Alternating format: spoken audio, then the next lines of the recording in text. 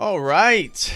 Welcome back, ladies and gentlemen. This is David Patrick Harry with Church of the Eternal Logos, and tonight we're going to be diving into Gnostic simulation theory and deconstructing the spiritual paradigm of the very prominent and famous conspiracy author, David Icke. And so tonight we're going to be diving into a series of ideas put forth by David Icke that I recently saw on the London Real channel. Brian London, I believe is his name. Or I don't know if his last name's London. I know Brian, the guy who runs the London Real channel, used to work on Wall Street, got into psychedelics, questions what he was contributing to, moved to London and created his YouTube channel. Got hooked up with Dan Pena and sort of became the image or the brand that he is today. And so throughout when COVID began and the whole 2020 pandemic began, Brian on London Real had David Icke on, who he had on previously, to talk about the COOF and what was going on, the pandemic. And many of what David Icke said on that, I agreed with. And I remember YouTube shutting down that stream, and you had to go over to the London Real website to check that out. It was a big deal right when COVID was hitting. But more recently, and then they would do follow-ups and this or that. And I remember getting into David Icke early into my spiritual journey. Probably I was already into psychedelics because David Icke also had a sort of ayahuasca experience that has revivified many of his teachings that, again, we'll be getting into today. It's going to be the same old rigmarole that we've seen before, the Gnosis, the Neoplatonic privileging of unity over multiplicity. We're going to see the Gnostic existentialism. We're going to see general theories of the sort of the Hindu concept of Maya, the physical reality is an illusion. Of course, he's going to sort of wrap that into the rhetoric of simulation theory. We're going to see an aversion to materiality in the body and a privileging of sort of abstraction, unified, unitary, universal consciousness, this type of thing. So a lot of the stuff we talk about. But I remember hearing David Icke talk when, again, this was probably 2010, 11, 12, around those periods. And I was heavily getting into the psychedelic stuff, and I was young and questioning the world, right? So when he talked about the global elite, or what he's most famous for now, the lizard people, right? The reptilians. I remember watching his presentations, and I remember how big they were. Didn't he have like a whole presentation at like Wembley Stadium or something?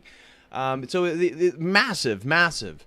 And he was talking about the plan for a one world government structure, which of course we agree with, right? We preach about that, not preach, but certainly yammer on about it consistently within many of these streams, talking about the Great Reset, the New World Order, the One World Government, Agenda 21, all this stuff. You get it. You know, it goes on and on and on. Event 201. And so there's aspects with David Icke's worldview that we as Christians who've dove down these rabbit holes, done the psychedelics, peeked our head into the sort of magical corners that exist in the conspiracy world, or really all these different rabbit holes. And now we've kind of come to the conclusion of traditional Christianity. And I think as we watch his videos today, those who have been watching my channel or following the content and diving into a lot of the stuff we talk about, it's going to be jarring hearing David Icke talk, because it's going to be, in a sense, kind of laughable. His worldview is not solidified. You know, we've talked about a paradigm as a metaphysics, an epistemology, and an ethics, or a sort of moral structure. And as we listen to him talk, he's certainly going to make moral and ethical claims. At other points, he's going to insinuate a sort of what I call monistic dualism. Again, that left and right, good and bad, they sort of necessitate each other's existence. Is also called compatible dualism, where the dualism, the good and evil, right, the bifurcation, the dialectic, that this is compatible, but that, again, it's the yin and yang. It's just another term for monistic dualism. But he's going to make lots of moral and ethical claims regarding the global elite, how they're trying to trap us. And then he's also going to believe in reincarnation, as we're going to see, which is totally consistent, as we've talked about, with Eastern mystical traditions. Generally speaking, a lot of traditions that, as we would argue, have a relativistic epistemology, have difficulty justifying and grounding their metaphysical foundations and how it is they come to know things. So For David Icke, it's going to be a hodgepodge of different things. And I think, again, it's so funny. So many of us had this worldview. So many of us, dove down these belief systems. And at the same time, now we're looking at 2022, and we have our own understanding of, again, the global reset, how this is a spiritual reality. David Icke's going to talk consistently about energies, vibrations, and again, our Christian worldview, again, Orthodox Christian theology here. I know we've got some new people that have joined the channel here, and so I want to be explicit because there's been, I've had multiple people kind of give lip service that, oh yeah, I love the Orthodox theology, but I don't go to church. I'm not even Protestant, but yeah, I'm Orthodox. Well, you're not Orthodox. But what we do here is we promote Orthodox Christian theology because it is different than Western Christianity. And we're going to see many aspects that David Icke appeals to or likes. We're going to find really sort of misunderstandings of our Orthodox Christian theology and worldview. So some of the main points that we're going to be hitting, again, as I said, is spiritual henosis, that as we listen to David Icke, as so many of these different spiritual worldviews, there's a privileging of unity over multiplicity. Now, for some of you, you may be listening to that, and that doesn't sound like that's a big deal. Privileging unity, multiplicity, okay, big deal. Well, this is something that I've talked about, and this is part of my own academic research, is looking at these worldviews and how many worldviews, how many paradigms actually privilege unity over multiplicity. And one of the most indicative of this is Neoplatonism. And so the Neoplatonic one, again, a Platonic structure of emanation, and that we're all on these concentric circles outside the one singular dot right there in the middle, and that we're all then trying to move back to the one. This is David Icke's worldview, essentially. And so he believes, and he says quite explicitly, that you're not who you think you are. Your body is bad.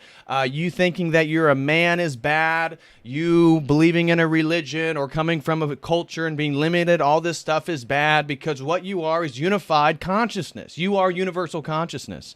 You are infinity and eternity wrapped up in a body just to experience your own creation, right? The typical New Age rhetoric that we hear, that you are God and you basically are the sentient apparatus of the universe, and you then are perceiving and experiencing yourself. Oh, how convenient. Everything is myself. But the fact that everything is yourself is indicative, again, of the unity over multiplicity. It's the dissolving of boundaries and trying to create these paradigms which unify all things as one. And we're going to see this absolutely being consistent with David Icke's worldview. But he takes it in a different way because he's going to be very Gnostic in his worldview. And so what do I mean by Gnosticism? And so many of us have different understandings. And so let me explain what I mean by Gnosticism. Is there's a few characteristics of ancient Gnosticism that I think are consistent even among the variety of schools. And so when we talk about Gnosticism, there are tons of Gnostic schools. There's the Valentinian school, the Sethian school, the Ophites, the Borborites, the medieval Cathars, the Polycynians in Armenia, the Tondrakians in Armenia. Tons of different Gnostic groups. Well, what is it that unifies them all as Gnostic? And it has to do with their hermeneutic or their exegetical approach to the Old Testament. Is that they believe, in general Gnostic worldview, believes that the God of the Old Testament and the God of the New Testament are two separate deities. And this is a heresy known as Marcionism, that Marcion also believed this idea. And so the general Gnostic framework then is that Christ, Jesus Christ, is coming from the realm of pure light. And he enters into space and time to rescue us from a demonic creation. And so the Gnostic understanding of the creation of the world that we live in right now, is actually demonic. It's actually a trap. It's actually God did not create this, a demiurgic creation, a sort of bastard child, Yaldabaoth, Beelzebub. The bastard child of Sophia created this world. And so the general idea is that there is a God, there's a realm of pure light, there is Sophia, and Sophia gives birth to a sort of bastard child known as Yaldabaoth or Beelzebub. And then it is this creature that creates the universe, creates the world it is that we know it as. And it's this creature then that the Gnostics understood as the devil. So for them, the devil created the world, and therefore Christ came down from the realm of pure light to show people that we have to break through We have to break out of this and back and make our way existentially through gnosis, through knowledge. And you're going to hear David Icke reiterate the same claim, because he's going to say, oh, reincarnation isn't true because you don't have to come back and learn more lessons. Yet at the same time, within just the next sentence, he's going to say that the ways in which you don't reincarnate is to gain the knowledge that you are universal consciousness. So again, very typical of Eastern mysticism, basically, and this is why it's so interesting that I'm doing this stream, because hopefully Sunday we'll be doing the third stream on an introduction to world religions. We're going to focus on Hinduism, because David Icke's worldview is basically just taking aspects of Hinduism and then sort of reorienting them in a sort of New Agey, Gnostic, techno worldview. And you're going to watch as he presents them, you're going to think he reinvented the wheel.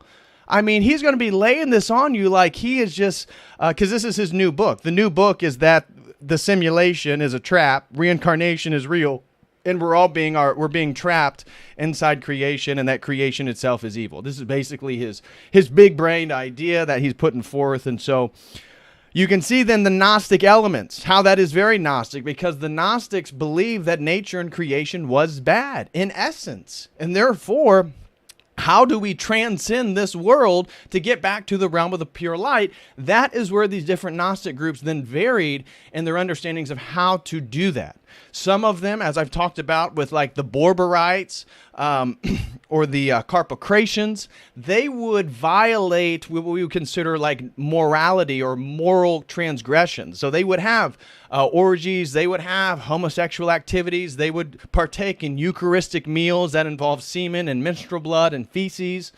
And this was a way, as we would understand in a magical worldview, is that I transgress any boundary that would then limit myself. And we're going to see this concept of limits, again, be prevalent within David Icke's worldview, that any concept of yourself as a man or a human, this is a limitation. And so you have to break free from the limits. Now, he's not obviously advocating for Borborite or Carpocratian Eucharistic activity. But the point is, how do then we break free? How do we existentially, through our own will, break free from this demonic creation? That is then where ritualistic theurgic magic, the transgressions of moral boundaries. Some of the Gnostics wouldn't engage in sex because they believed that to have sex would bring a soul into matter, a piece of light into matter, which then is trapped. So they would engage in oral sex, and anal sex were typically not forbidden in some of these Gnostic groups because they would not lead to reproduction.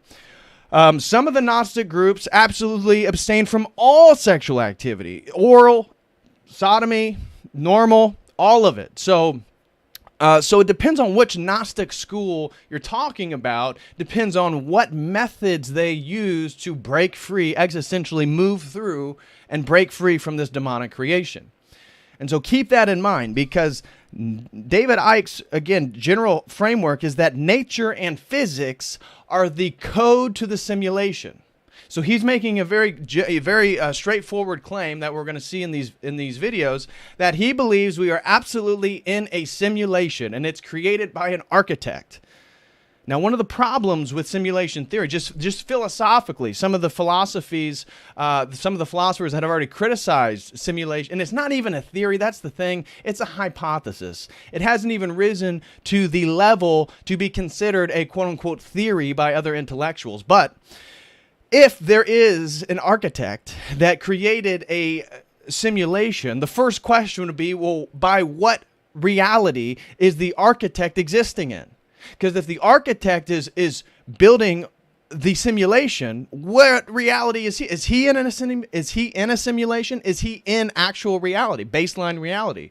Well, this, again, it's an infinite regress to some degree, which is, again, why Aristotle, you have to have an unmoved mover. Eventually, you have to have a God. Eventually, you have to have something that is outside the simulation or the creation itself. Guys, smash that like if you could. We got almost 100 people here. Please smash that like again, and please support the stream. If you'd like to super chat, please use the Streamlabs link or use YouTube if you prefer.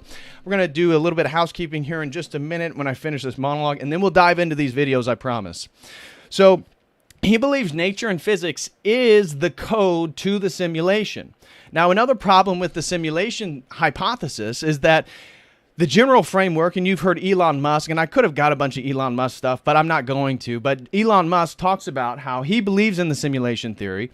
And Elon Musk, basically, the basis of the simulation hypothesis is that based on processing power, video processing power, such as video games, for example, from the 1970s to 2022, that the rate of increase, if you extrapolate that further, that would eventually insinuate that potentially we could then simulate reality to the same degree of which we experience it now for individual persons, whether it be a headset or whatnot. And so the idea is that if technology and video game production and all this stuff is accelerating at such an nth degree, then probabilistically, if you extrapolate further, then that would mean eventually there could be a simulation. And if that's the case, maybe we're in a simulation. This is the whole thing. The problem with that is the simulation also believes that there could be multiple simulations happening, right? There could be multiple universes, multiple worlds, right? If you look into space and the different planets, they could all be in their own simulation. So then that begs the question, well, what do all these worlds, all these simulated worlds have in common? They all can simulate themselves, but that requires an advanced point of technology. And if we're in a simulation, that means all the simulated worlds can simulate themselves, yet we agree that yet we do not have the processing power to actually exist in a simulation. So that then says we're either at baseline reality, the world that we live in now, and that there are potential simulations in the future, or the whole thing's just junk, and it doesn't make any sense because there would be no simulated universe within their own understandings of human progress and technology without there first being a universe that was not simulated. Do you get my point? Then the question comes in, which one are we in? And then you have multiple physicists and philosophers totally debunking and disproving the simulated hypothesis. So I just wanted to throw that out there. The other one is, so I wanted to point then, if he believes nature and physics is a simulation, he also assumes that physical reality is an illusion. This is, as we'll get into this Sunday when we dive into Hinduism, this is a Sanskrit term called Maya, M-A-Y-A, and it's just a term for physical reality being sort of illusory. It's a veil, right? And that the spiritual realities that are occurring behind the veil of physicality, the veil of materiality, is what's ultimately real. And this is a term theologically within Hinduism called Maya. And basically that's what David Icke believes in. Of course, he just calls it the simulation to keep up with the 21st century. Now, the next point is Gnostic existentialism. His whole thing is that we have to, through our own will and our own desire for knowledge, break free from this reincarnating simulation.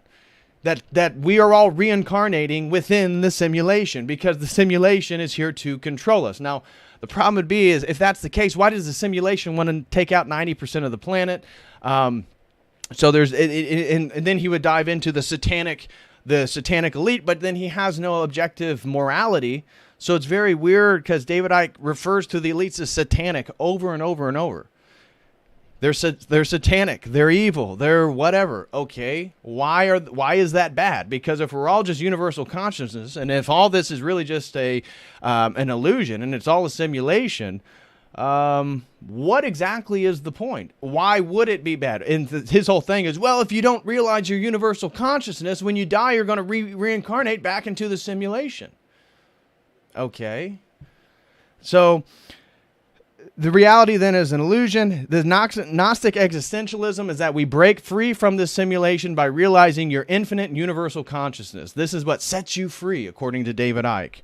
And so there we see the Gnostic, again, gnosis is the term for Gnostic. It's the privileging of spiritual knowledge. We've talked about this in the Introduction to World Religions course. Gnosis is a term, Greek term for spiritual knowledge. Knowledge, generally speaking, but the way it's used in English vernacular is spiritual knowledge. So then we have the Gnostic aversion to materiality in the body, because we'll also watch videos here of David Icke talking about how bad the body is. You know, the body's bad, materiality's bad, because this is all considered for him part of the simulation. Now, we believe God created it, and we definitely privilege biology over technology. And the inversion of doing away with the biology in favor of the technology is exactly what the transhumanists are in favor of. And I know that David Icke is also not a transhumanist, and he recognized a lot of that stuff, and he spoke accurately in regards to the coof and not getting the jibby jab, right? So that's what's going to be interesting here as we watch his videos, is that there's aspects that we absolutely agree with in regards to the global control, the global elite, the one world government, secret societies, major corporations, the global reset, all this stuff. He's also on that page. But his beginning presuppositions, the spiritual paradigm, totally takes him into a different direction. One that we would argue as traditional Christians, he's actually participating in a sort of spiritual paradigm of the elite, of the sort of, the henosis, the demonic henosis, the unity over multiplicity. So he's against the one world government, but he's also in favor of all of us waking up and realizing we're unitary consciousness and forgetting that I'm David Patrick Carey, because that's an illusion. And so at a paradigmatic level, it's not that different. To me, it's all demonic kenosis. Then we have, he doesn't believe in a soul. So he talks about how the soul is part of the simulation, and that he basically just redefines terms here because the soul insinuates personhood. And this is generally true across traditions, that the soul, even within Hinduism, it's a little bit different because in Buddhism they have the an-atman, so they don't have a soul. They have the absence of a soul, and what is perceived as a soul is the collection of karma. In Hinduism, generally speaking, they have the atman, Sanskrit term for soul. And so they believe that the reincarnating process of reincarnation is part of the soul's journey, and that the soul has to have experiences to acquire more spiritual information to then reach enlightenment, to then attain moksha, which is a releasement from samsara, which is the cycle of death and rebirth. Now, he doesn't believe in a soul, and he basically adopts this entire framework, but he says, no, the soul's an illusion. Why? Because he says, well, no, we're just pure spirit. Because the soul insinuates a sort of personhood. And again, whether he's conscientious of it or not, he privileges unity over multiplicity. And so we're going to see how he totally rejects the concept of a soul for the concept that he redefines spirit, not Holy Spirit here, but spirit or universal spirit, because that's what we are. So therefore, he redefines, he doesn't like soul because that insinuates a uniqueness amongst peoples. Therefore, we're just all universal souls. Universal spirits, universal consciousness, the abstraction. So he privileges the abstraction, and he privileges the unity, things that we've seen a lot. Again, the loss of personhood or orthodox theology is trying to maintain multiplicity, the uniqueness of my substantiation as a human, while unifying mystically with God. So it's unity and multiplicity. And then he believes, like I said, reincarnation is real, but it's an evil trap. So he talks about how, I read that stuff, it's so stupid. Reincarnation's so dumb, yet then he says, based on all the books he's read of people knowing about their past lives, that then reincarnation is real. And so he goes both ways on that, as you'll see. And then finally, as I said, he has no objective ethic or morality, and that his framework then is that the architects basically there's just a hierarchy of what he calls archons, and so he makes another jump that I don't think is actually accurate or feasible as a religious studies scholar. He says, well, the Gnostic archons are the same thing as the Greek pantheon of pagan gods. Well, not really.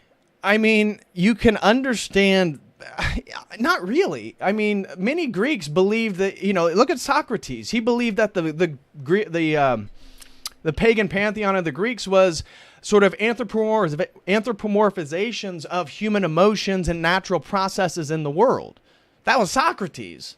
So is that the same thing as the Gnostic archons that believe that in a sort of inverted? I mean, you could find some similarities, but again, major leaps there.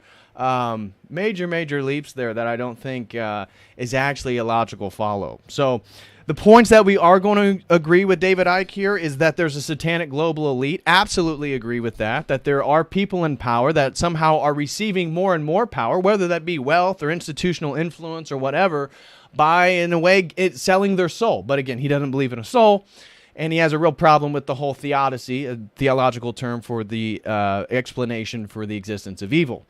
So he has a real problem with theodicy and ethics and morality, but he keeps talking about a satanic evil elite that basically get power from what he calls the archons, or what I call Satan.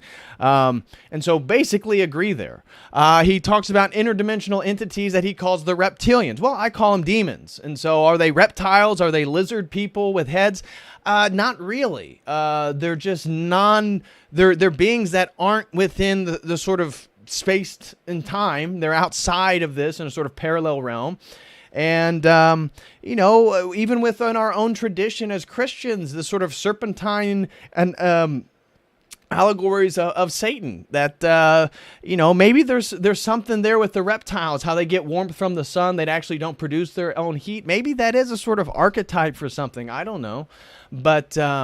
But yeah, so to some degree, we could understand even the far stretch on his lizard people. Well, they're kind of demons. And so he talks about possession and the reptilians possessing people. Again, that's just demonic possession for us. We don't have to go into these sort of secular material interpretations of the lizard people to make sense of it. In regards to COVID, the coof, the plandemic, the stabbies, the jibby jabs, totally on point with this. We probably would not disagree with David Icke at all on those points. Totally, and I think he was a great voice early in 2020 speaking out against this stuff. So God bless him and his family. I'm sure he took some heat for that, but I think he really spoke accurately in regards to the coof, the plandemic, and how it's going to rate to the World Economic Forum, Dr. Klaus Schwab, the Great Reset, Bill Gates, the jibby jabs, the testing, all this stuff. He was pretty on point. So we can definitely agree with him with the COVID. And the last thing that we can definitely agree with him is the one world order, and that there's been an agenda, whether it be climate change or whatnot, the reorganizing the economic structure, that there's an attempt to organize a one world government. He also believes this stuff, and so we can definitely agree with him there.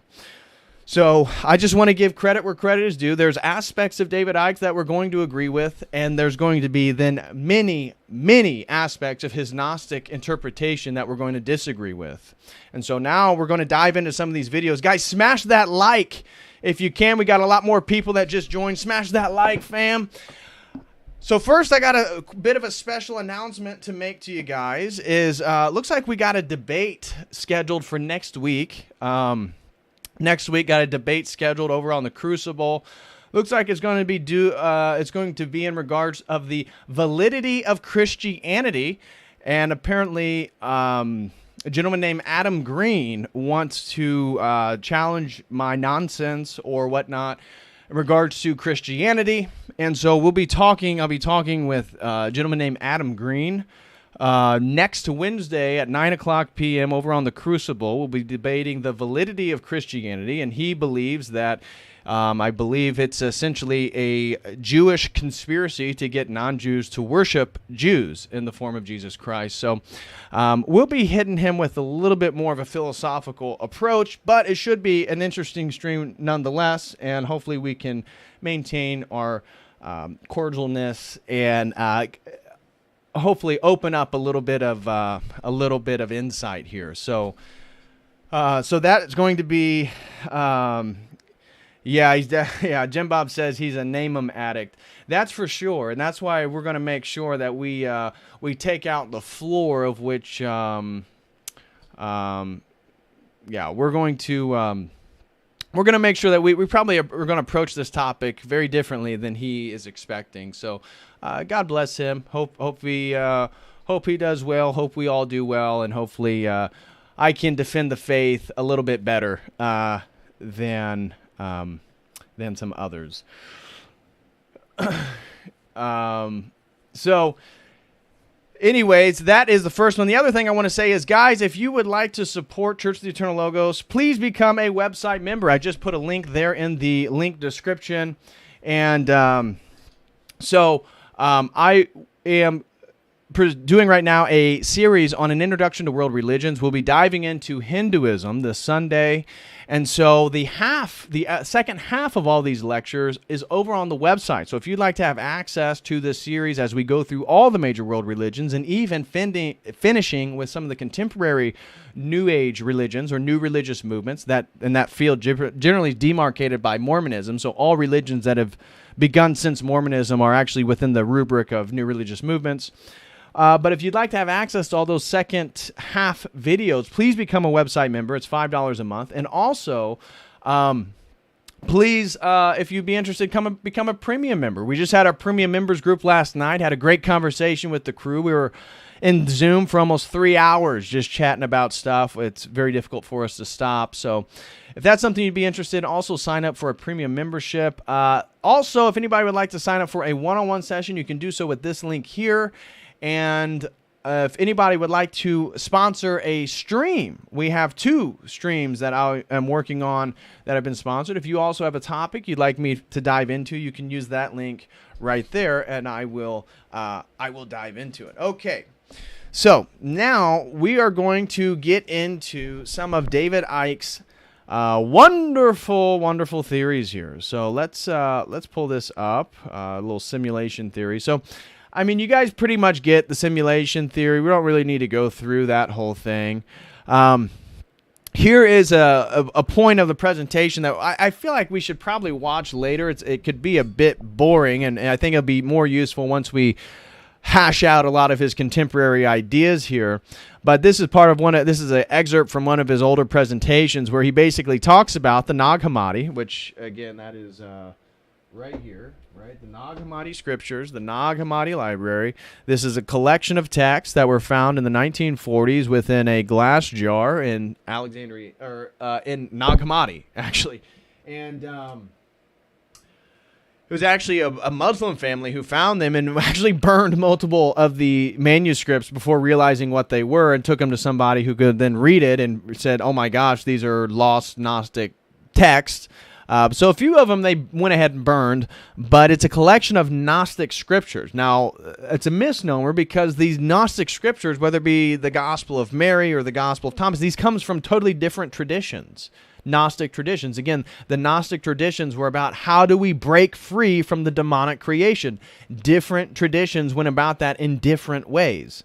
So that's where they begin to differentiate. But anyway, he's big. He talks about how he read the Nag Hammadi scriptures, and unlike the Bible and unlike all these other texts, he is that these are unadulterated, and basically they reveal the real reality of the archons. And so that's his general framework, is that the Gnostic texts, the Nag Hammadi scriptures, these are unadulterated texts, and that they validate basically his psychedelic experience and his research in regards to the happenings of the world.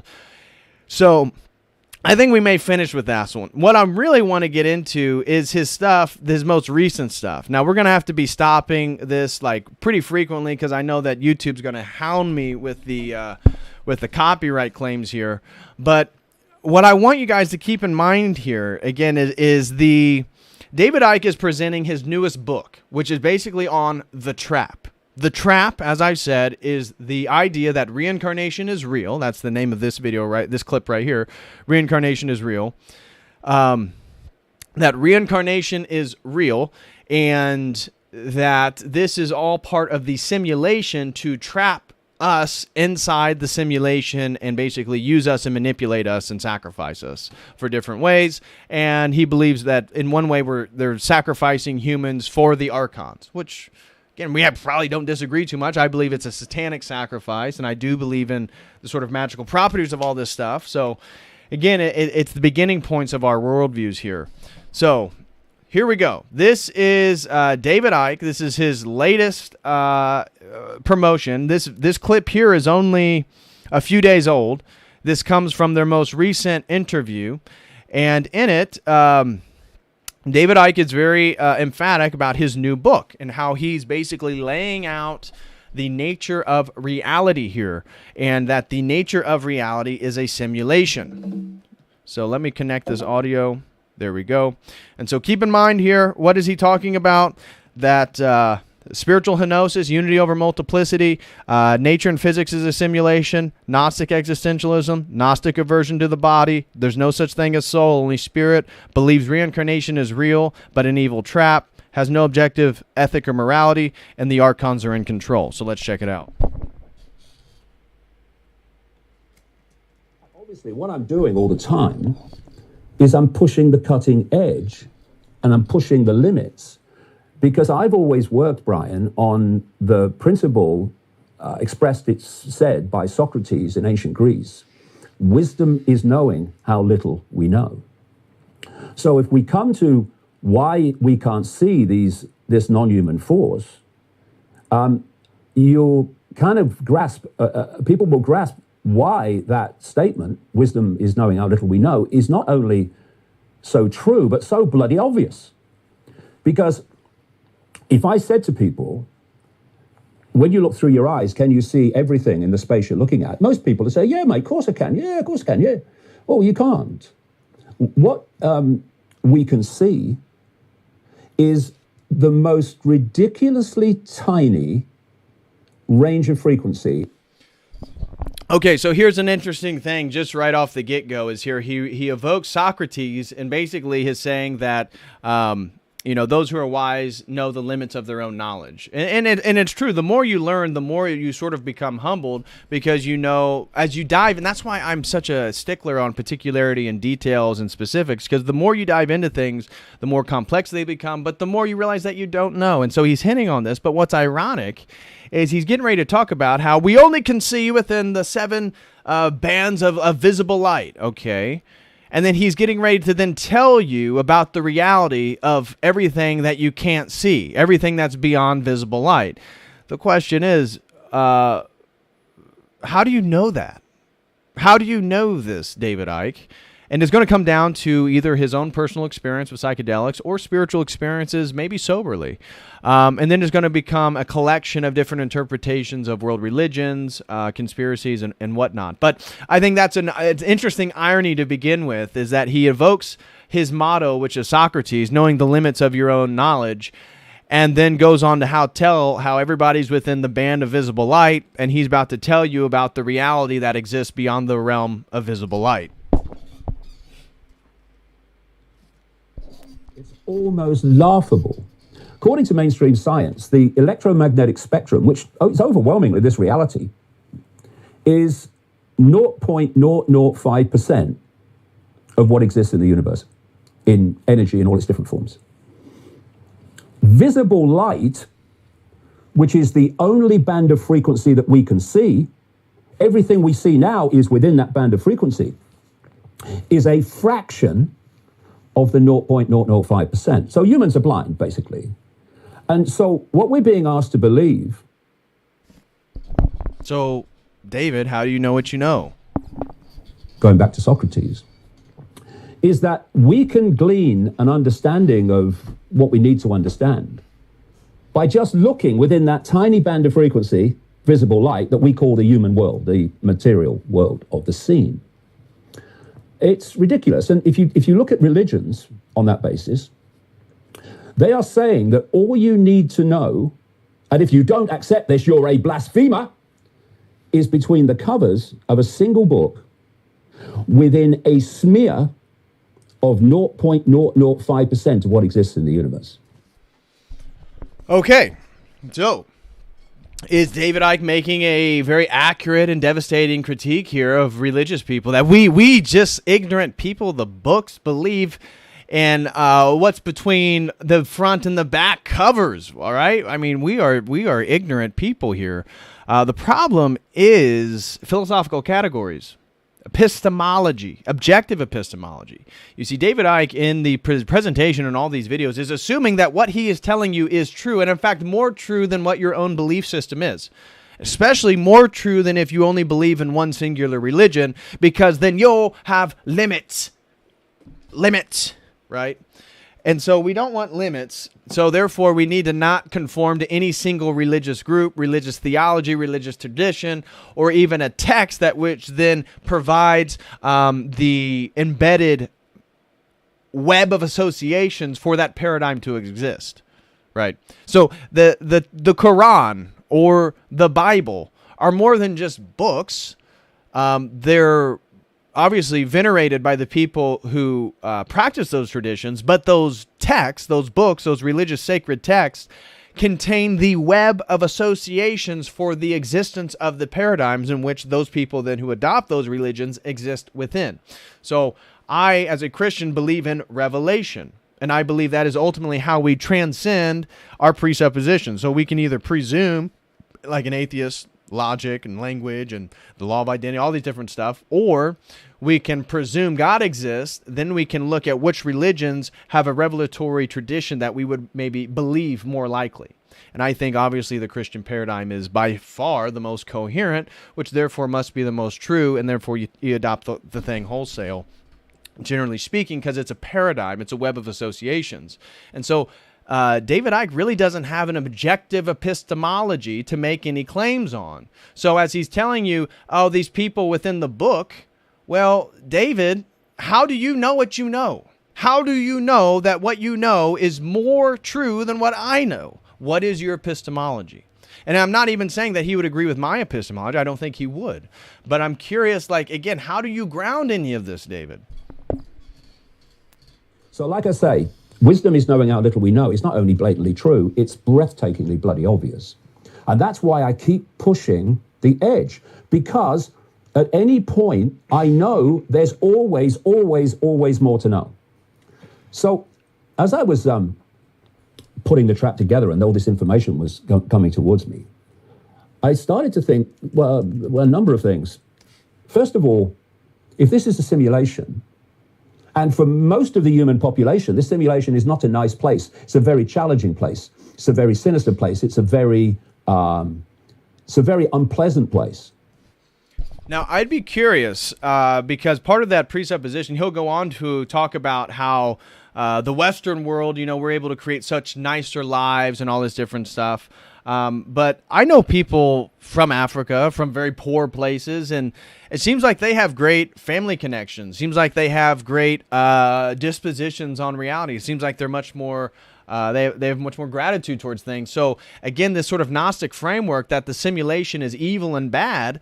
Well, if you were asked to the people that he's defining as impoverished and controlled by the simulation, the fact that they don't have an iPhone in their pocket, or maybe they do at this point, but if they didn't, that's not them having a lesser of a life. In fact, it may be, based on my own interpretation, they may actually be more human than us, because we're being totally affected by these black mirrors, that it's an assumption that somehow we are having better lives than them, or that they don't have good lives just because they're poor, right?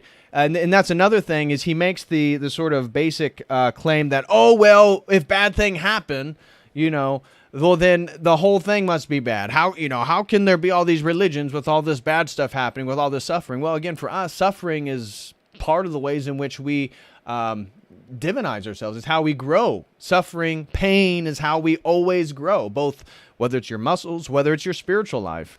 And so we kind of embrace that spiritual suffering and pain to grow, where he is in favor. He believes that is indicative of, again, an evil simulation. There's people in the West that, kind of live a decent life that they're quite happy with, although increasingly fewer as the economy collapses. But you look at most of the world, you look at Africa, South America, Central America, much of Asia, and you're looking at people really, really struggling. They're having really challenging lives. And again, you look around the West and you see how many more and more people are going through the same experience. So the question was, why the bloody hell would anyone come here? Why would consciousness enter this reality? And then there was a bigger question. Having experienced it, why would you come back? What? Because I've looked at what we call reincarnation over the years of my 30-odd years.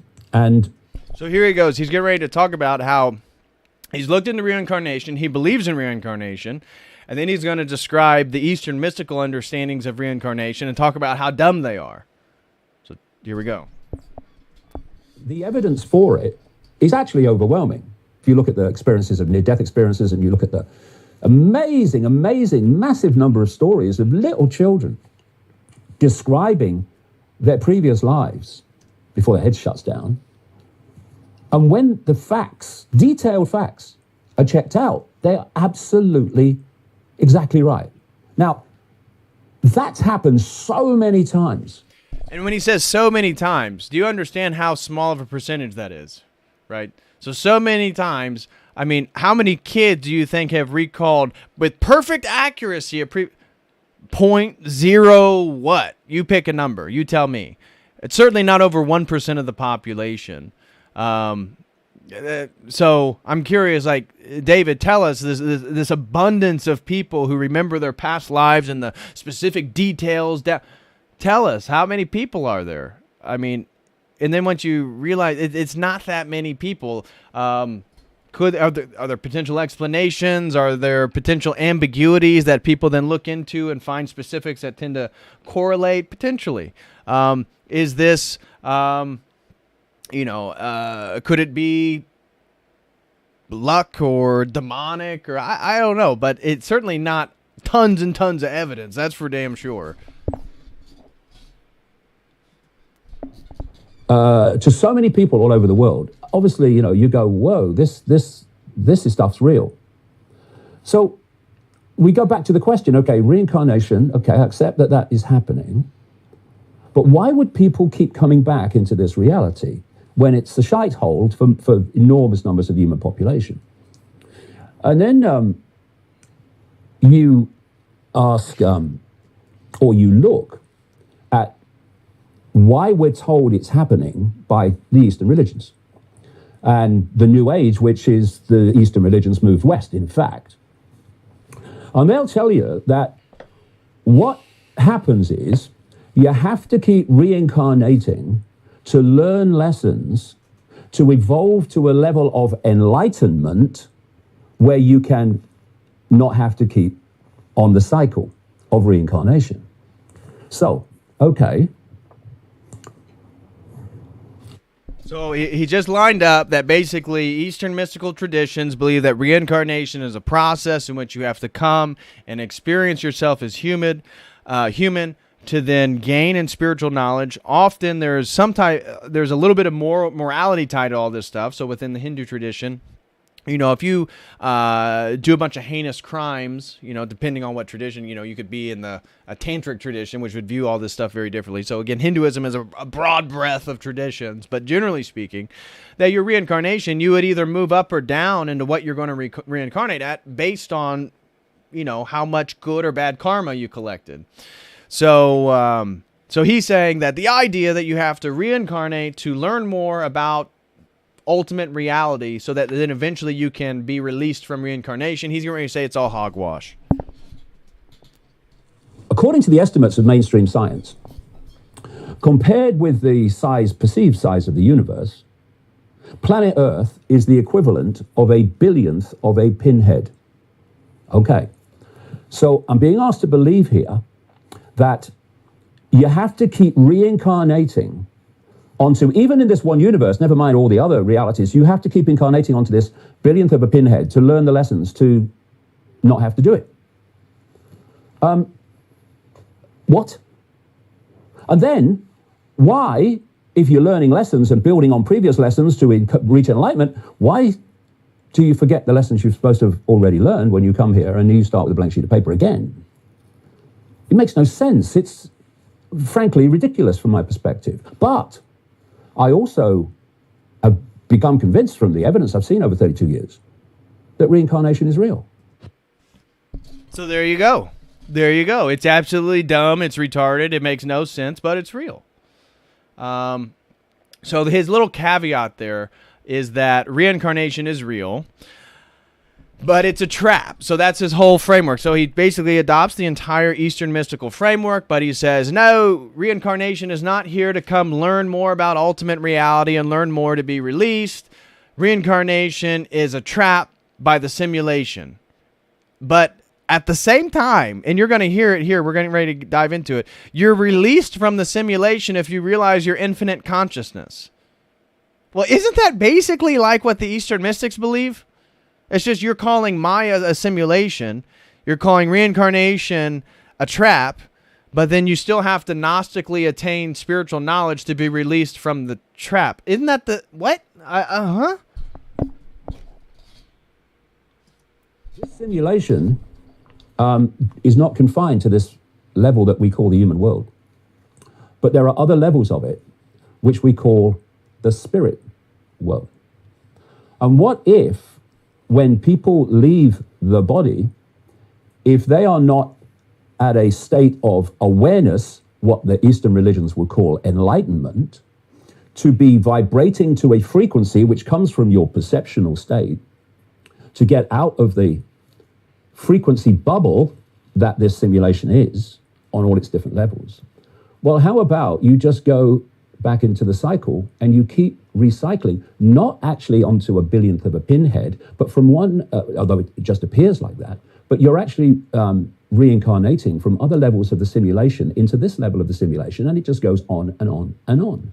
And what if, just as people are bewildered by what the hell this world is and what's happening, that when you leave the body, if you've not reached a certain level of awareness of what the hell's going on. So, mind you, we just watched the video. He literally spoke just before this about how dumb what Eastern mystical reincarnation is, because it believes that you have to attain an understanding of ultimate reality to be released from it. He turns right around. He just characterizes reincarnation as part of the simulation. It's a trap. But then you have to attain gnosis, knowledge about who you are, to be released from it. Here we go. That's what the book's all about. Then you're bewildered in another way, and you believe, just as you believe you're here for this reason, that reason, or you're here to learn lessons or whatever you believe, outside of this, still in the simulation, you believe that you have to keep coming back here to learn lessons to get out of the cycle. And it was interesting to me that when you look at ancient cultures and cultural beliefs, they do believe in this cycler movement in and out of this reality. And there's a very old esoteric concept of what they call the ring pass knot.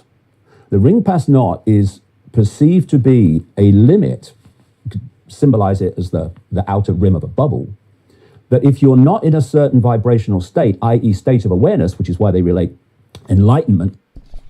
State of awareness, right? So we have gnosis, right? So the knowledge you have changes your vibration, because he's getting ready to talk about how he actually believes in this esoteric idea of the whatever. So he's going to talk about then how you elevate your vibration. This is how you become infinite consciousness, so you don't die when you die, as you just have to attain the knowledge, and that raises your vibration.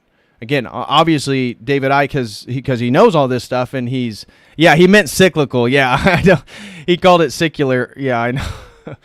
I think he mixed up circular and cyclical, but he believes that he can raise his vibration through knowledge about self, but not self as a soul, because that's a trap. Self as a spirit, which is infinite consciousness, and how this is how you break free. Getting out of here, then you can't get through the ring pass knot. Other beliefs and religious beliefs talk about the Ouroboros, which is the snake eating its own tail, which is symbolic of this limit, this ring pass knot. And so it becomes clear to me that the trap is much bigger than just the manipulation of this reality that we call the human world. It goes beyond that, well beyond that. So you come into this world to learn lessons, but what happens? You suffer from emotional and mental traumas and challenges. It pulls you into depression, into anxiety, into fear, the four-letter word that controls the world, and if actually controls the simulation in all its forms. And you leave the body overwhelmingly in a low vibrational state. So you don't get out of here. The idea is that you keep control of perception, i.e. frequency, to the point where no one gets out of here. And, you know, there are traps everywhere. Like there's the trap of, it's about reincarnation and learning lessons. It's a freaking trap. It's not about learning lessons. We don't have to learn lessons. We are all that is, has been, and ever can be. We don't have to learn lessons to stop incarnating on a billionth of a pinhead or into this level of the simulation, whichever you choose to symbolize it as. You just have to realize that you're all that is and ever will be, and that you're infinite consciousness. Duh. We reach our own state of enlightenment just by the realization of who we are. And if you look at when you come into this reality, the human world, what are they telling you from cradle to grave to self-identify yourself with? The body and the labels of a human life. So you're not a human, you're not really a human, and you're not really a man or a woman. And you can see kind of okays like transgenderism identity here. They're saying you are a man, you are a woman, you are something in between. You are this sexuality, you are that race, you are this religion, you are that income bracket. All these labels, that's who you are. And you see, he's saying that that's a false because it's a trap, because it's a simulated false identity. Which means, again, it questions then David Icke, it questions epistemology, and he doesn't get that this is a fundamental problem with what he's talking about. Brother, if everything's a simulation, how do you know anything? How do you know anything to be true right now? How do I not know that your understanding of the simulation is part of the simulation? How do we differentiate?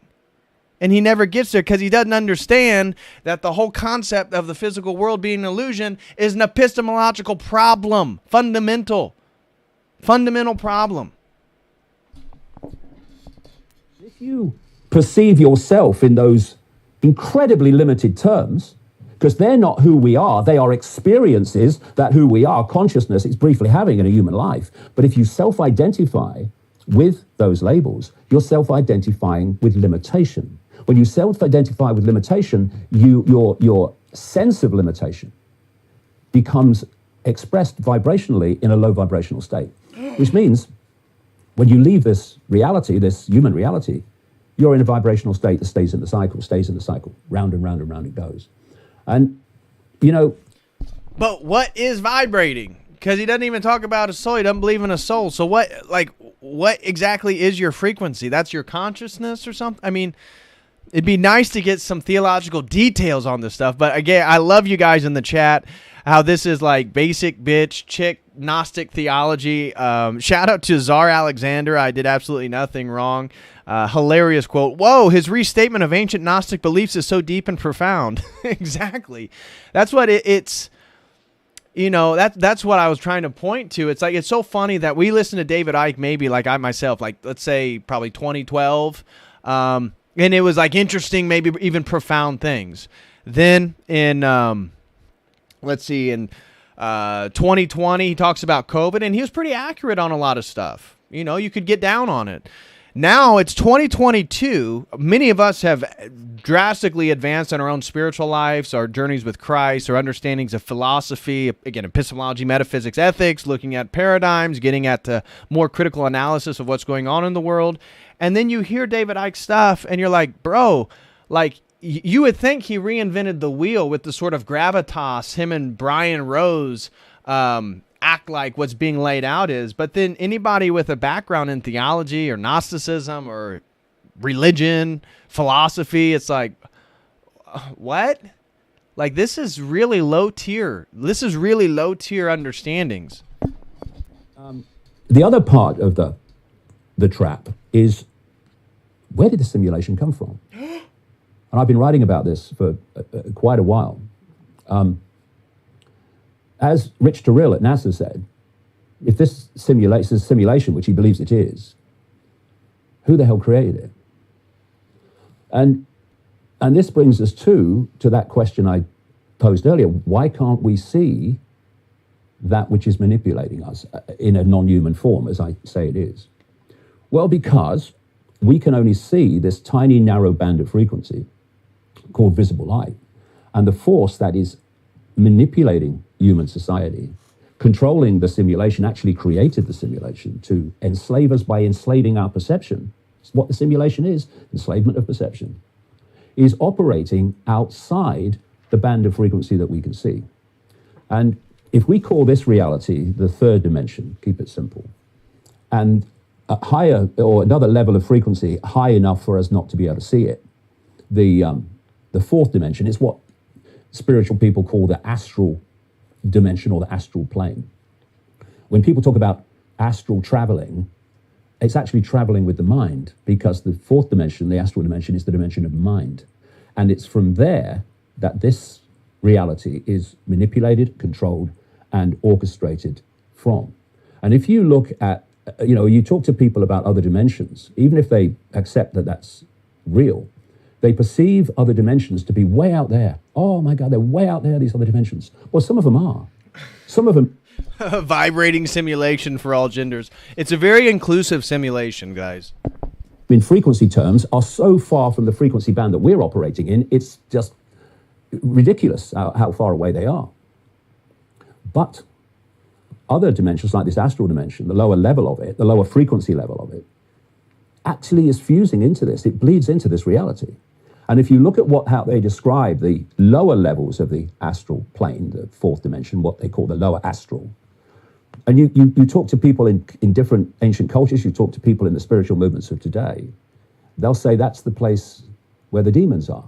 That's the place where the demonic consciousness is. That's where the darkness is, as they would call it.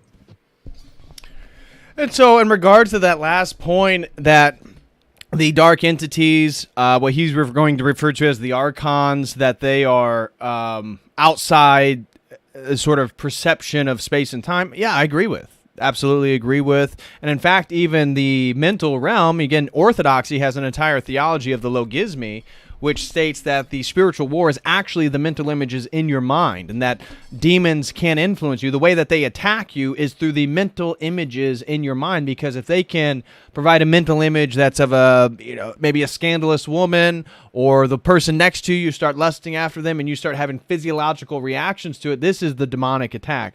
That it all starts with the mind. And so there is a sort of orthodoxy absolutely has a similar understanding, but you see his beginning point, he has aspects that we agree with.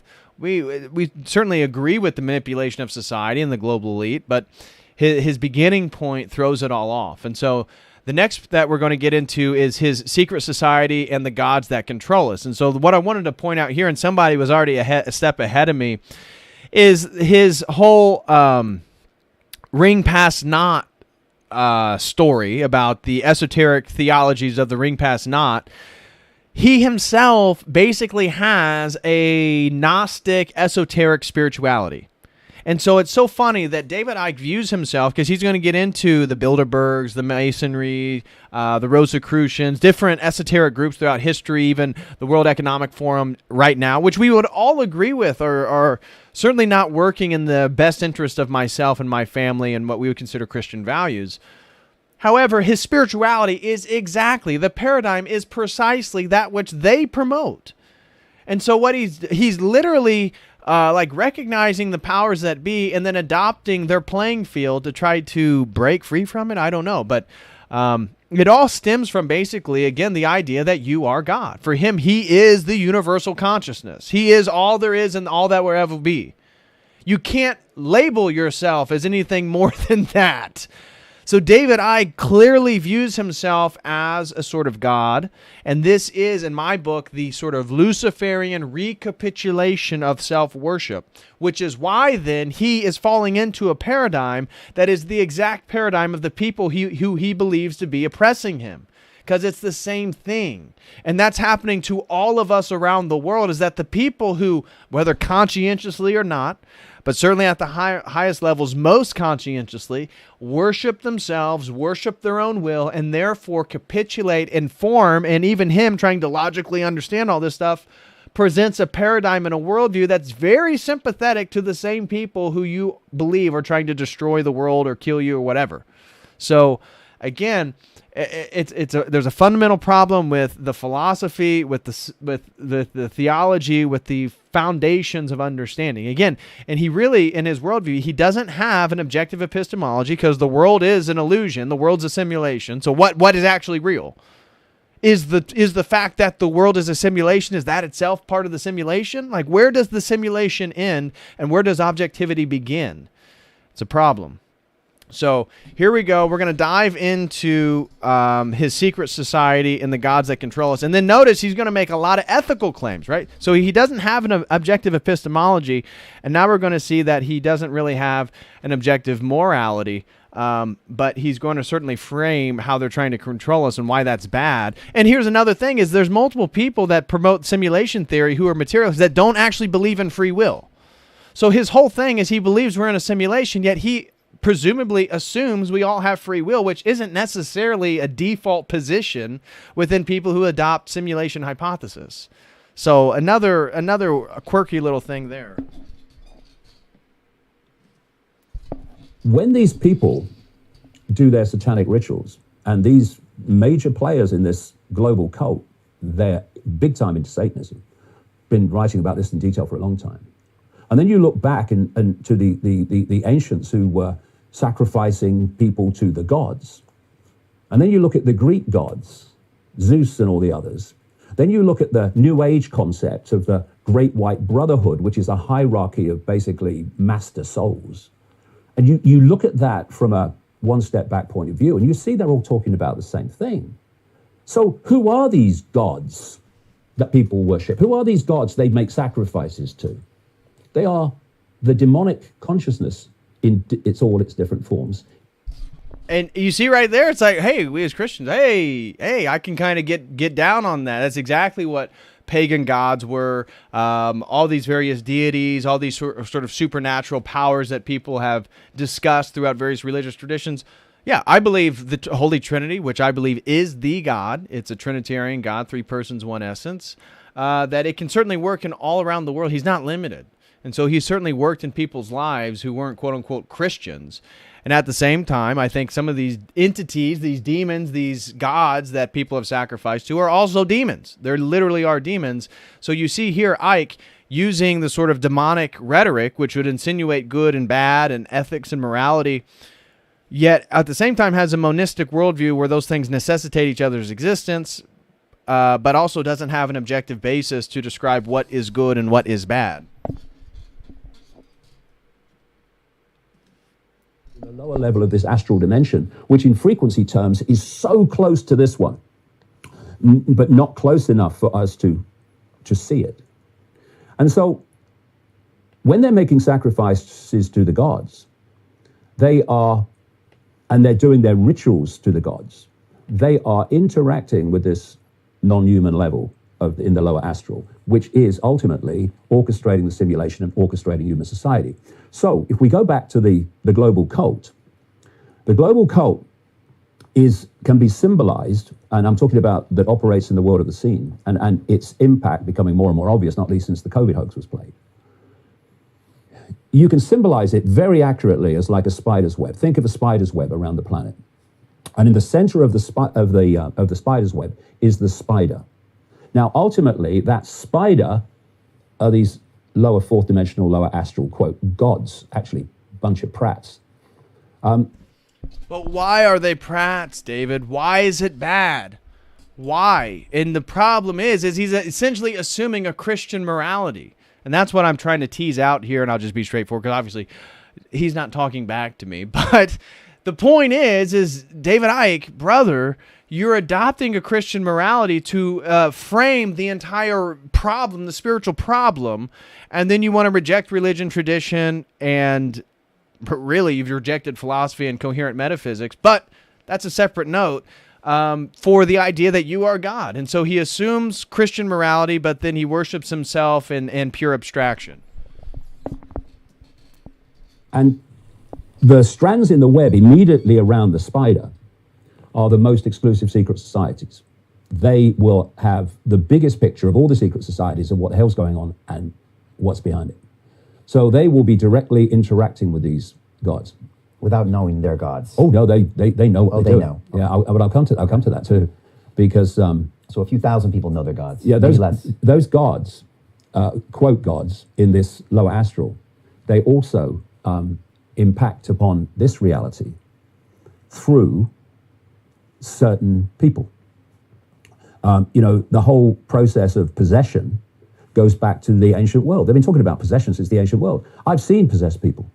I've seen them. I've seen what happens to them. They are completely taken over by another consciousness, another state of awareness. And if they're taken over by this demonic consciousness, and I've seen it, then you see a totally transformed person. And I don't agree. And this is my own belief with some of the elites and the Hollywood celebrities. Jamie Henshaw is going to be coming on here soon.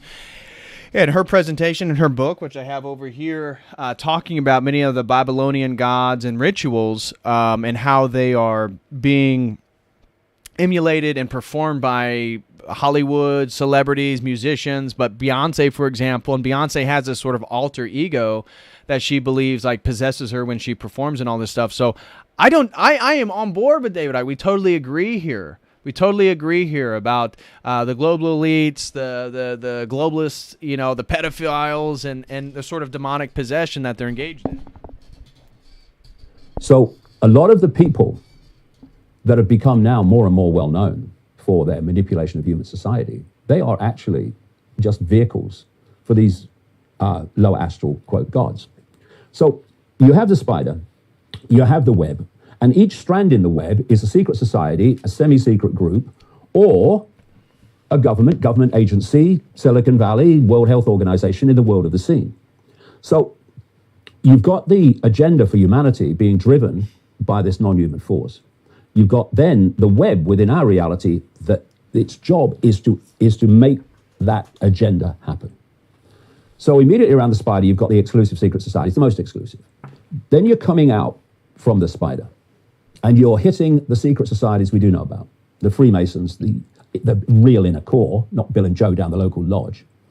You're looking at the Knights Templar, the Knights of Malta, Opus Dei, the inner core of the Jesuit order. There's the Skull and Bones Society in America. They're legion.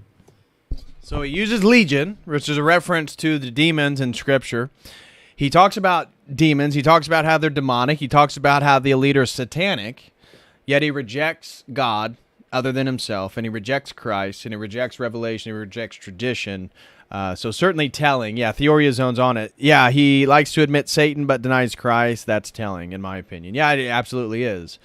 It absolutely is. And so, and he talks about these the circles on the web of the spider web and how they're secret societies, and yet his spirituality is so much more consistent with Masonry or some of these esoteric traditions. And we know they exist, unlike the ones immediately around the spider, but we don't know ultimately what they're doing. You know, if you don't research it anyway, the population doesn't know. And then you come to a point on the web as you come out, which I call the cusp. And this is the point where the hidden part of the web, the secret society part of the web, meets the scene. And at that cusp, you've got organizations like the Bilderberg Group, the Council on Foreign Relations in America, the Trilateral Commission, the Club of Rome that was created in 1968 to specifically exploit the environment and environmental concerns to justify the centralization of global power. This whole global warming stuff has come out of that. And also at this cusp, you have this explosion now of think tanks and non-governmental organizations, many of which are funded by people like Soros. True. And their job is to take the agenda coming out from the hidden and to play it out in the scene through governments, government agencies, the banking system, corporations, Silicon Valley, the World Health Organization, the big pharma cartel, etc. And if you don't realize that this global cult web exists, then everything seems random. Organizations seem random. They don't seem connected. Situations seem random. They don't seem connected. They're dots. They're not connected dots, which is very simple the more you know to connect them. But the point is that this web means that at the inner core of the World Health Organization, it connects into the web. At the inner core of the Silicon Valley corporations, it connects into the web. At the inner core of the big pharma cartel, it connects into the web. This is where we totally agree. We are on the same page here with David Icke. It's just the framework. You see, the Gnostic presuppositions of his worldview don't actually permit him to make a sort of justified claim that this is the world. No, but although we absolutely agree, I agree with much of what the rhetoric, I would change the rhetoric, but generally speaking, I agree. At the inner core of the regulators who's supposed to protect us from big pharma, like the CDC and the FDA in America, and the MHRA in Britain, they connect into the web. Hey, it's Brian Rose. Okay, there's one more that I actually wanted to show you guys that, which one was it? What is the goal of the simulation? I think that might be it. Oh, here's the night sky is a holographic simulation. We can dive into that one if you guys want. Let's try that one real quick. You got. It comes down in the end, and this relates to something I mentioned earlier. It comes down in the end to self-identity.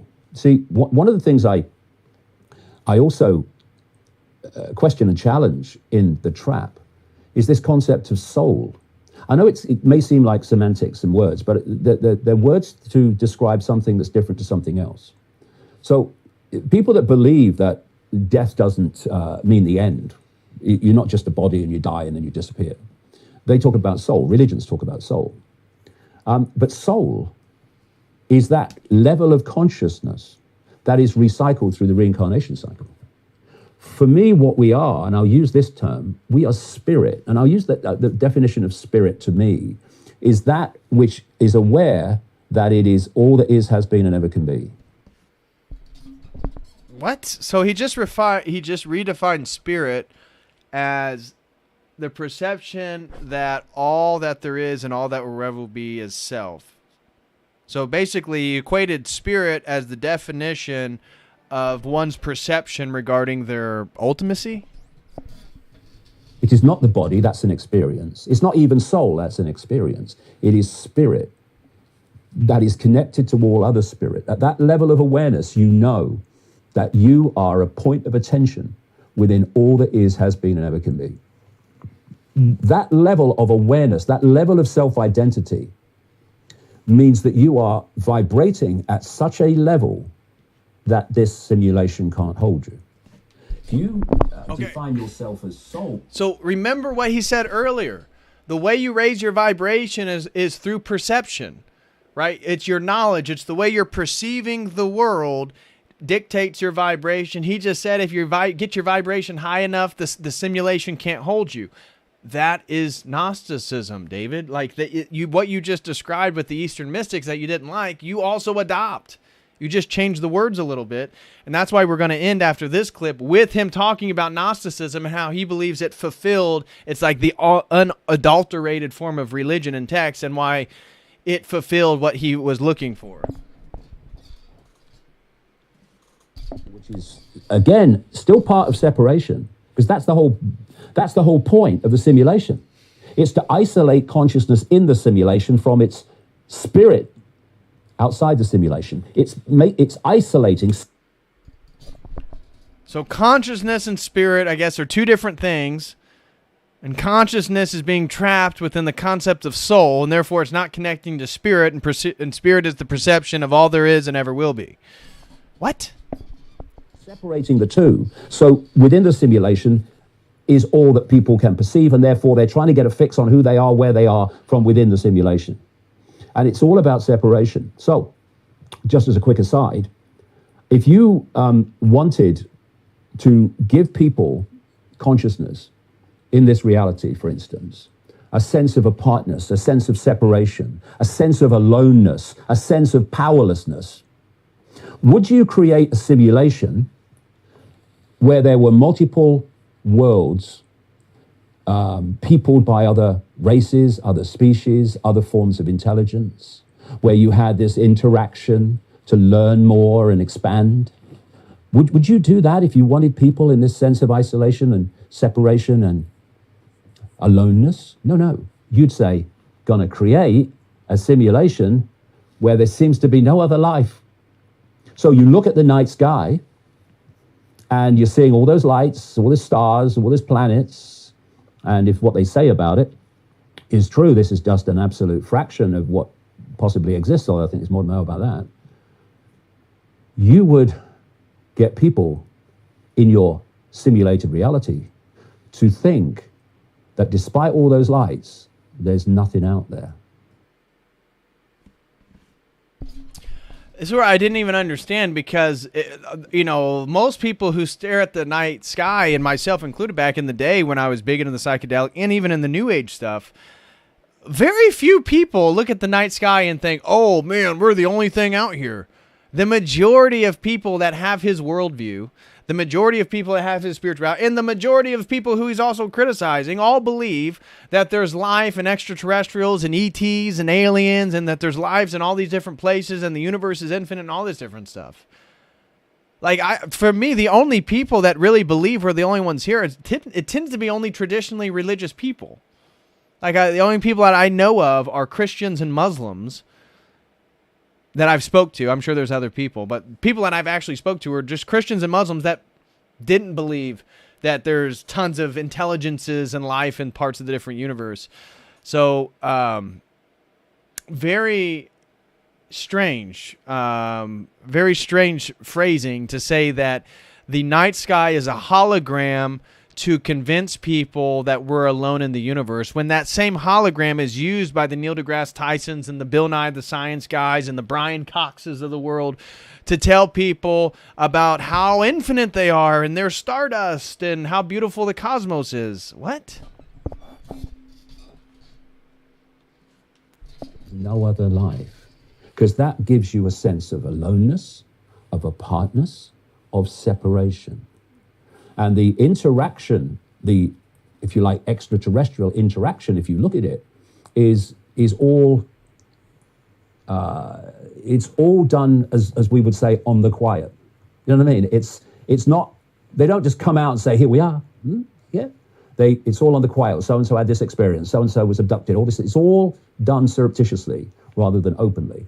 In the open world, we live in a lifeless universe, and there is no other life but us. I mean, that's the ultimate separation, isn't it? And there's this concept called the Fermi paradox, which a bloke called Fermi, hence the name, came up with, an Italian. And the Fermi paradox was, all those bloody lights, all those planets, all those stars, where are the aliens?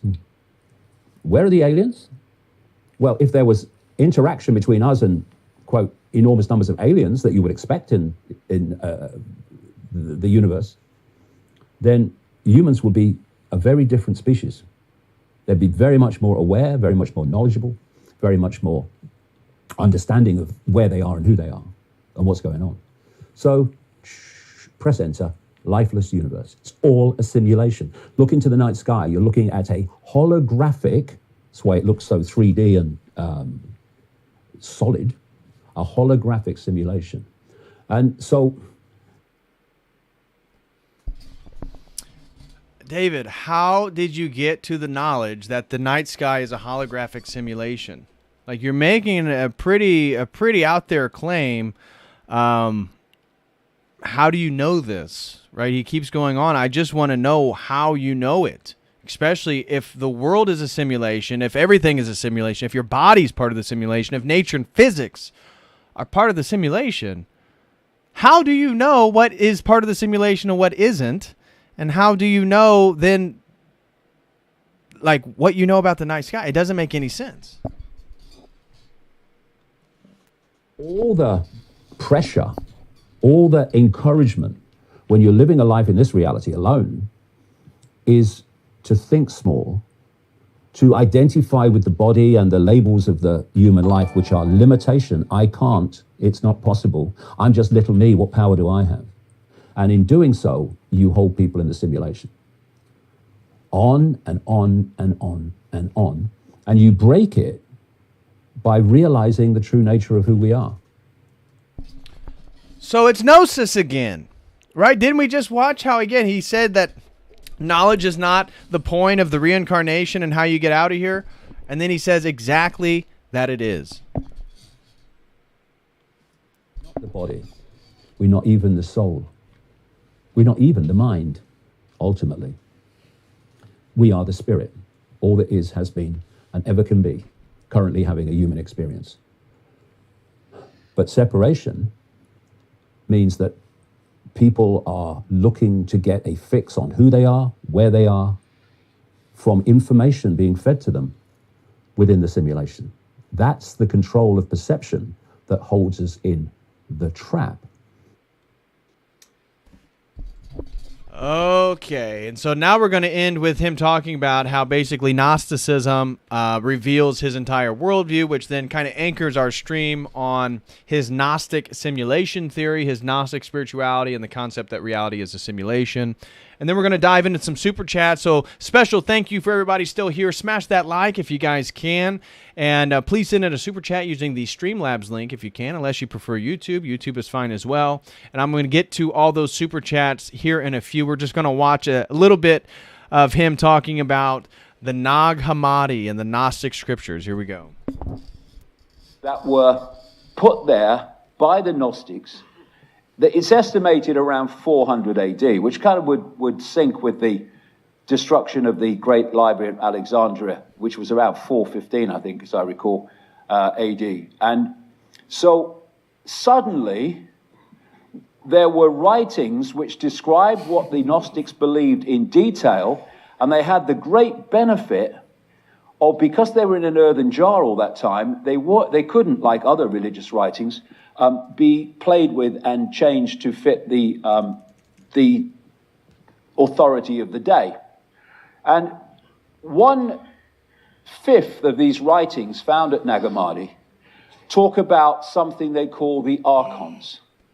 Just their name, it's a word, means rulers. That's why they call them that. And they said that they were manipulating human society from the unseen, and were responsible for basically creating the world of what we call physicality.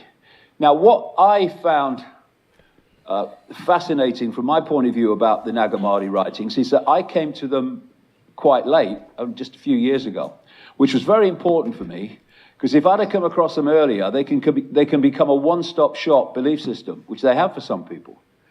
But by the time I came across them and read them in detail, I'd come to conclusions as a result of decades of research.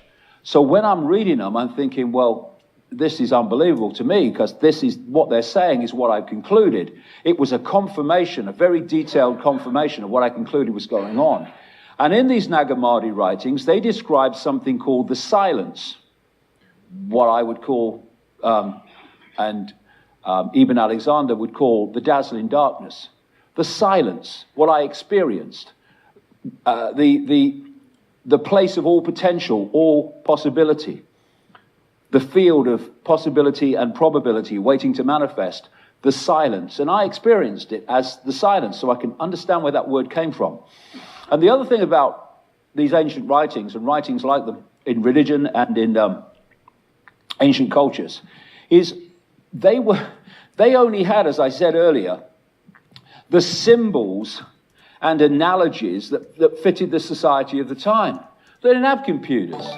You know, they didn't have Wi-Fi fields.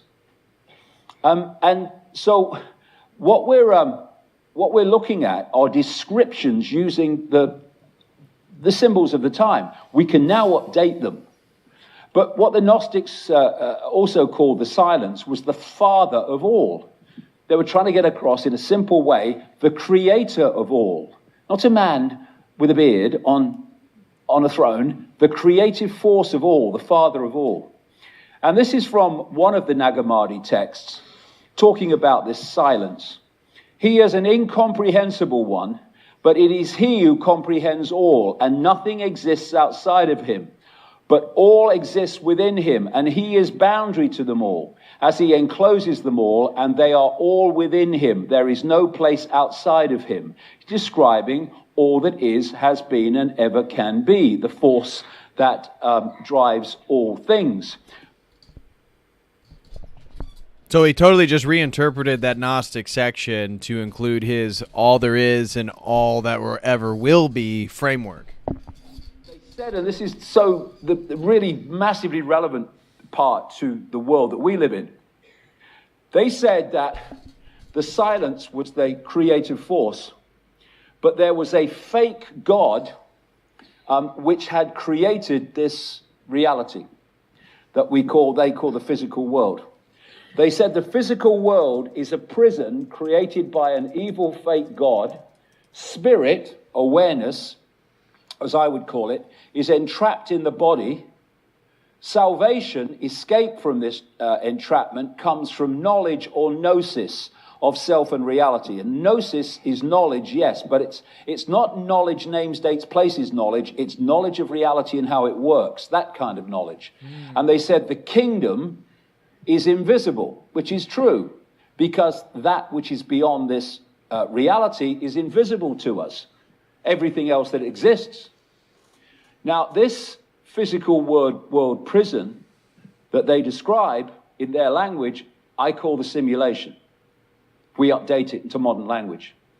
They said that this force was this evil fake god had created and was responsible for the world we live in at a physical level and for entrapping people in the physical world. And they had various names for this fake god. One of them was the demiurge.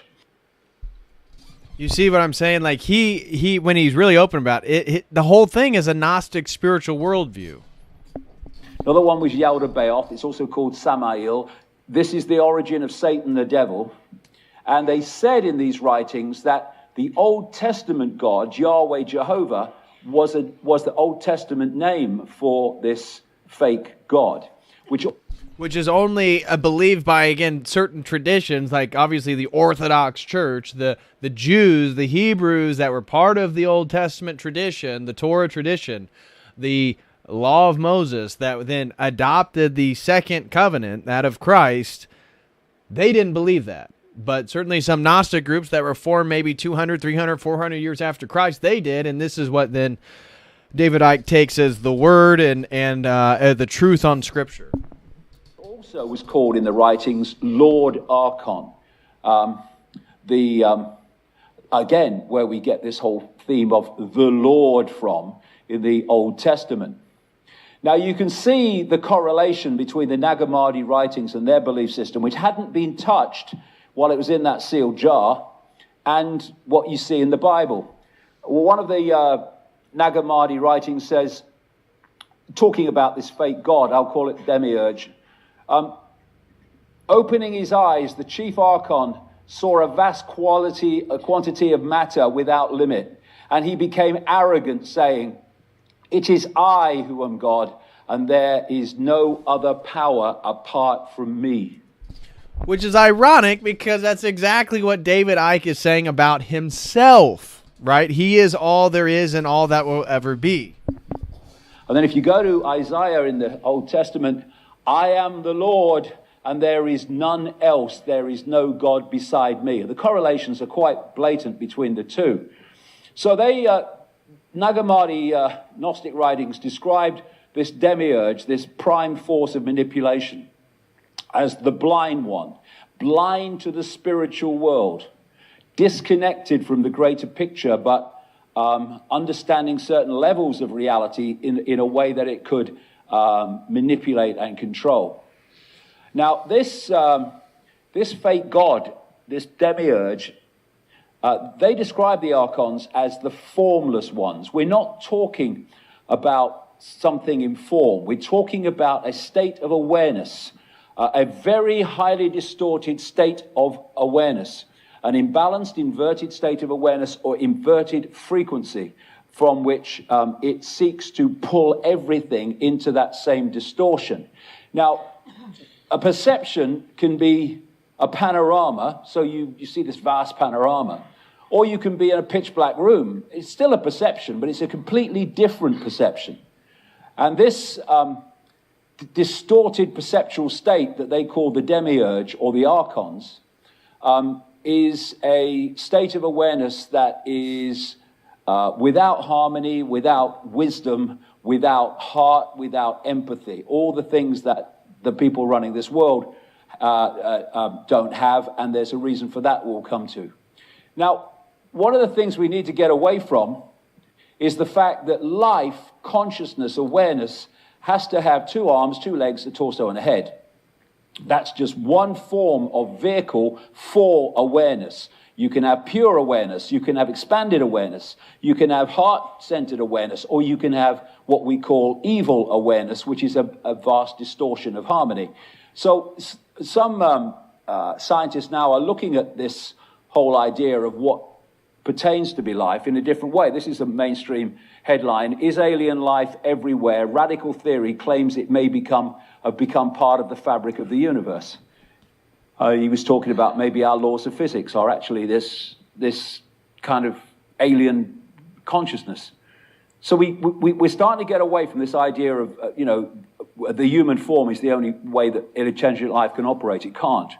And I watched the whole series of this called Through the Wormhole, fronted up by Morgan Freeman, on the Science Channel, where they were looking at, it was mainstream scientists, but to be fair, they were looking and asking questions about the big picture, the big questions. And they were looking with more sympathy on the fact. All right, we're going to end it there. It's enough nonsense, right? So anyways, this concludes our video diving into the spiritual worldview, the spiritual paradigm of conspiracy author David Icke. And what did we do? We discussed how he believes in a sort of Gnostic simulation theology. And so he mixes basically Eastern mystical understandings of Maya, though the understanding that the physical world is an illusion, that there's ultimately no grounding, no fundamental grounding to materiality, and that is sort of a veil of Maya. He's basically adopted this concept and articulated it as the simulation. And he's adopted essentially a Gnostic, and I'm talking a theistic Gnostic. We talk about technosis here, right? We talk about Gnosticism and its sort of existential impulses and the extension of man through technology. Now, he doesn't even go there. That's where Eric Davis and some of the more contemporary thinkers of technology and Gnosticism go. David Icke just basically adopts wholeheartedly the Gnostic paradigm and understands that the satanic elite, the global elite, the power structures that exist, the secret societies are all sort of concentric circles of the spider web, of the archon web. These archonic entities that Gnostics believe created the world. He believes then the power structures that are ruling this planet are in cahoots with, that the night sky is a hologram to make us believe that there's not life in other places, I guess, and our goal then is to realize that I am all that there is and ever will be, which can't really make a statement more encapsulating than that, and that we then have to go back to that pure unity, right? We have to realize that we're an illusion. Nature and physics, he believes, is the simulation, and that physical reality is an illusion. He believes in a Gnostic existentialism through knowledge, although he talks about how dumb that is for Eastern mystics. He then, as we saw, adopts that and says the way that you leave is to raise your vibration through the knowledge that you are all that there is and ever will be. He has a Gnostic aversion to the body, so he talks in some of the earlier videos to not identify yourself with the body, how this is a trap, this is a formation of limits. And us as Christians, obviously, we believe that our bodies are special. They're given to us by God, and we're going to take them into eternity, that we need to care for our bodies. Our bodies are very, very important. He does not believe in a soul, believes that's part of the simulation, and believes instead of an abstract universal consciousness / spirit. And so we then are universal consciousness, and spirit, he says, is the sort of ethereal perception up there that can look at everything as it is and ever will be. And so the simulation is essentially keeping consciousness in contact with the spirit. And so he believes reincarnation is real, but it is an evil trap. He has no objective ethic or morality and includes no objective epistemology, and therefore that the archons, last point is that the archons are in control, which really rounds out an entire Gnostic worldview. And so I would say David Icke, out of many of the characters that we've already looked at, we've looked at Russell Brand, we've looked at Alan Watts, we've looked at Osho. I would say David Icke is by far the most Gnostic out of all these guys. Now we're going to look into Terence McKenna. Even Terence McKenna isn't as Gnostic as David Icke. I would say Terence McKenna, it's sort of a psychedelic magical paradigm, a little bit different, similar in the hypnosis part, but different. And so I would say David Icke is probably of the people, the notable people that we've analyzed and deconstructed their worldviews. He is by far the most Gnostic, for sure. So anyways, with that, guys, smash that like. I really appreciate you all being here with me, and we're going to dive into some of these super chats real quick. Thank you all so much for super chatting. First super chat comes from Well Emmanuel. Shout out to Well Emmanuel. He throws in $5 and says, testing, great channel. Well, thank you so much, Well Emmanuel. God bless you, brother, and thank you very, very much for the support and I appreciate you liking the channel. Next super chat comes from Pim Orsos, throws in $10 and says, Hollywood's great place to vacation, but I wouldn't want to live there.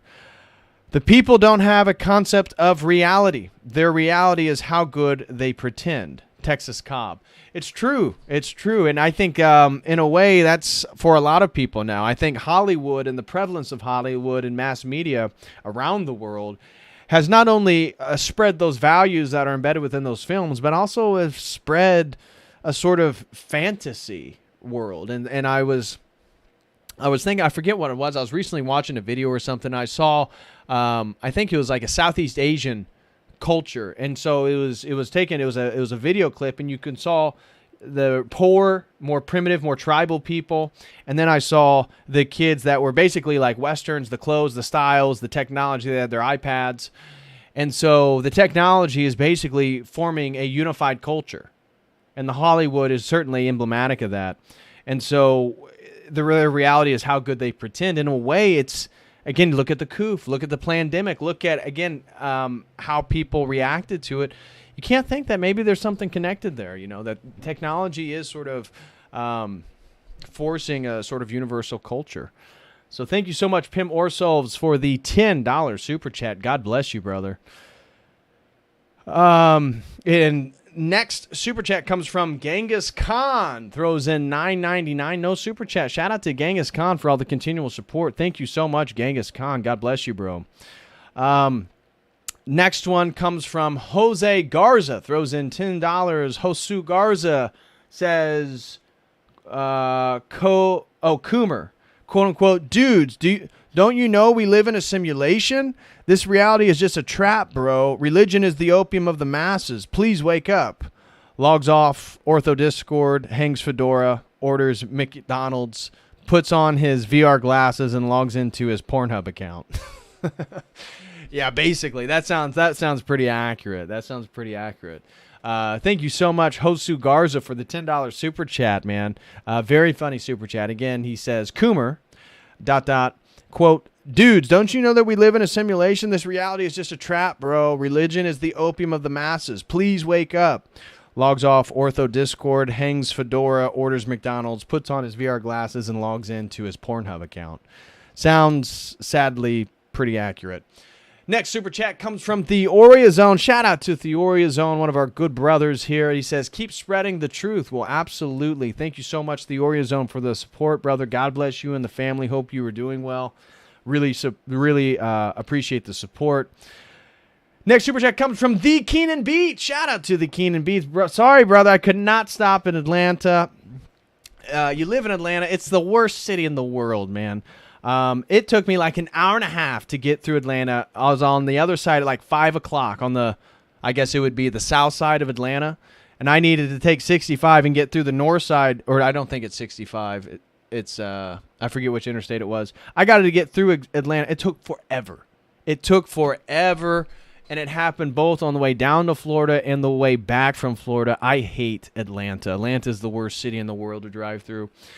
And so I apologize, Keenan. Couldn't stop for lunch. And on the way back, I was so dang tired. There was no way I was going to stop. Because if I stopped and I ate something and filled my stomach up, there's no way I was going to make that 13-hour drive. So I apologize, brother. But anyway, shout out to Keenan Beats and all the great music he produces for us. He says, sounds exactly like someone who's trying to explain something on acid. Just a rotation of baseless and isolated ideas with truth sprinkles. That's exactly what it is. He has truth sprinkles for sure, right? He has the truth sprinkles in regards to the one world government, truth sprinkles in regards to the demonic control of the global elite, truth sprinkles in regards to the pandemic of COVID, absolute truth sprinkles in regards to the Federal Reserve and money.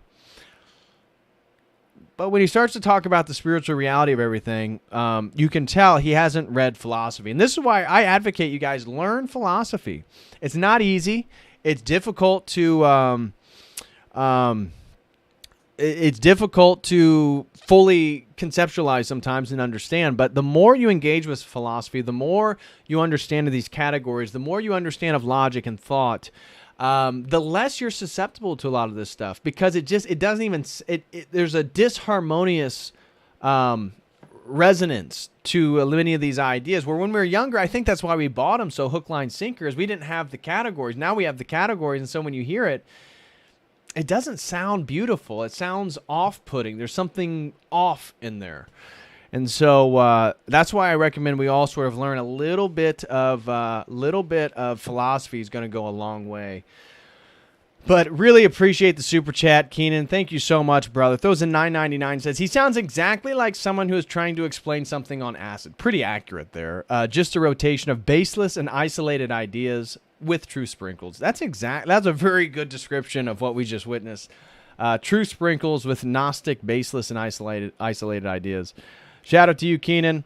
Next super chat comes from Anthony, who's Anthony. Anthony, who's Anthony, throws in $10. Thank you so much, Anthony, who's Anthony, and says, thoughts on Black Cube of Saturn. Would love to sponsor a stream. You do great work, brother. God bless. Well, thank you so much, Anthony, who's Anthony. I'm going to make it real quick here. If you'd like to sponsor a stream on the Black Cube, feel free. I'll share that link with you right now. And if you would like to purchase a stream on the Black Cube, that's something that I could dive into. So if you're talking about the Black Cube of Saturn, I'm quite familiar, and it gets back into the Kaaba stone and all that different stuff. I don't believe the planet Saturn is Satan. I can understand the associations as the Timekeeper, the Lord of the Rings, all that type of stuff. Certainly, it could go deeper into that within a stream. I do see the Kaaba stone as indicative of astrological, magical impulses. So do I see the Kaaba stone of Islam as part of sort of traditional monotheistic religion or something? No, I believe it is tied to astrological, magical understandings that it was that it is embedded in. I was actually thinking about recently black stones, and oh my gosh, the black stones. Where was I? think it was at the Jay Dyer event. I was talking with somebody about black stones in different religions that sort of venerate black stones, and how I thought that's really interesting because it gives some perspective on the Kaaba stone. I mean, we call it the Kaaba stone, Kaaba, Kaaba stone, and it's believed to harness rock from space.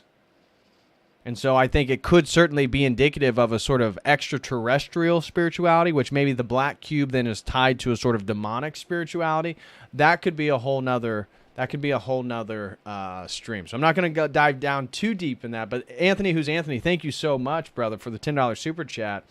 If you'd like to sponsor a stream on that topic, please use the link that I just supplied in the live chat, and feel free to purchase that. I'll definitely dive into it. I think there's a lot there, but we have to be careful that we don't begin to adopt astrological worldviews in our attempt to sort of disprove maybe other aspects. Not saying that that's what you're doing. I'm just saying I'm trying to be conscientious of that, because often the Black Cube is associated with Saturnian religion, and then the six-pointed star, the six-sided cube, and all this different stuff, how it's connected. The 6 days of the week, the sixth planet, all that stuff.